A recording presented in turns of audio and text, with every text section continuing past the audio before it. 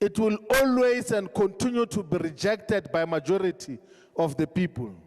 Already close to 60% of voters have rejected the ANC. More than 50% of people above the age of 18 have stopped voting because of the uselessness and directionlessness of the ANC. So that is the tragedy that we are responding to as Africa, my boy.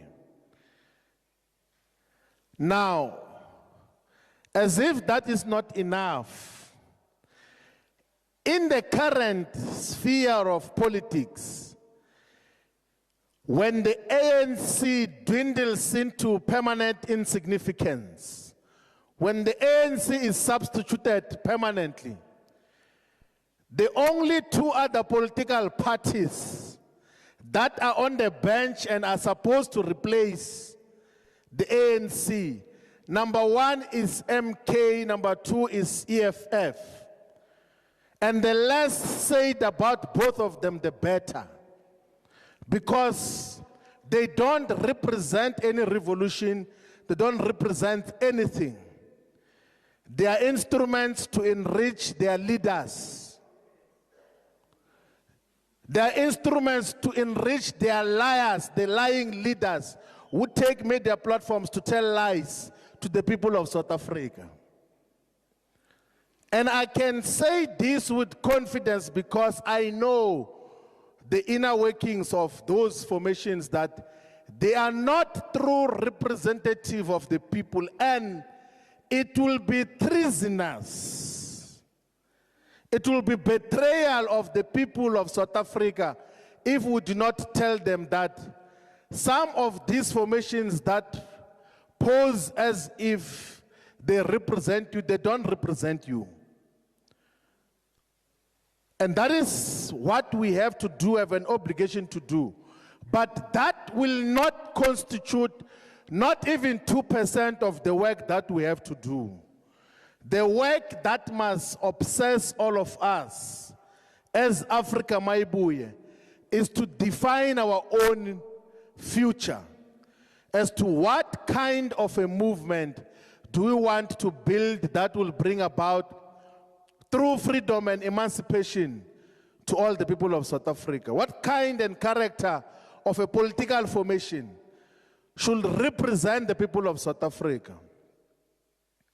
It's not a secret that our people are getting poorer every day. You know, not only here in the meeting which we had earlier, in all the meetings that we had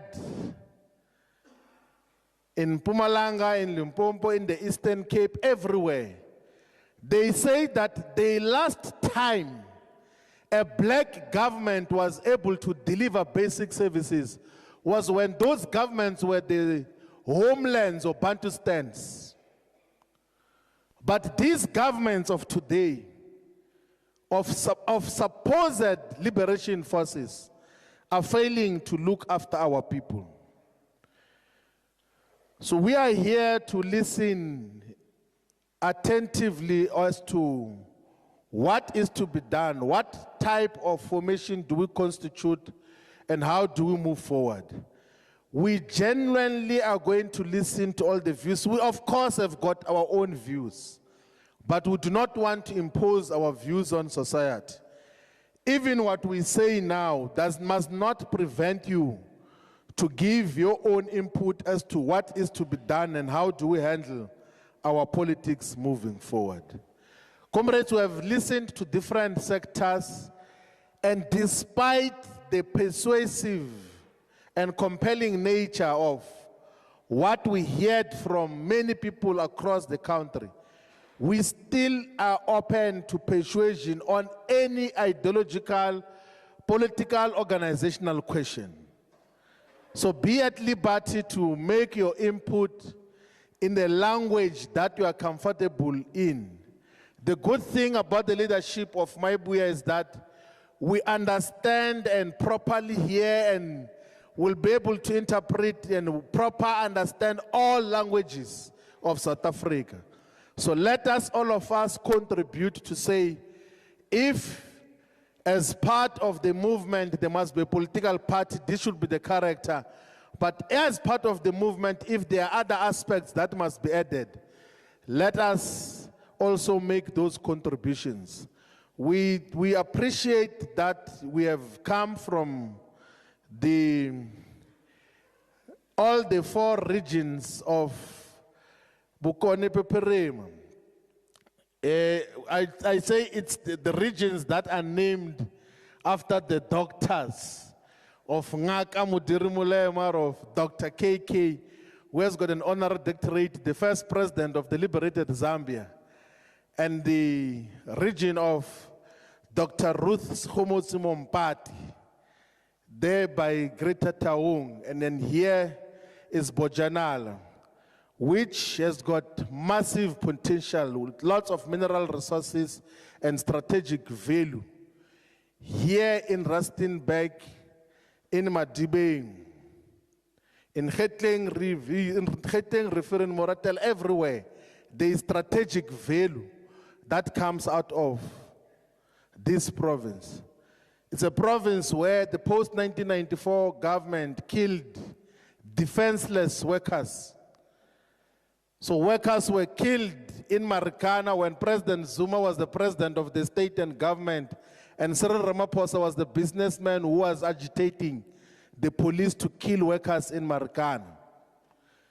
On the 16th of August 2012, and I had the opportunity that the first meeting after the massacre, I went to convene a meeting of workers in Marikana on the 17th of August, the morning after the massacre.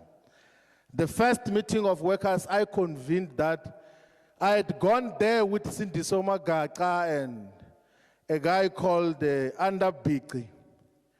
And I'm the one who called, there's a story where someone says workers called him to come to Marikana. It's not true, it's me who called someone who is a president of an organization now that please come to Marikana and speak to workers.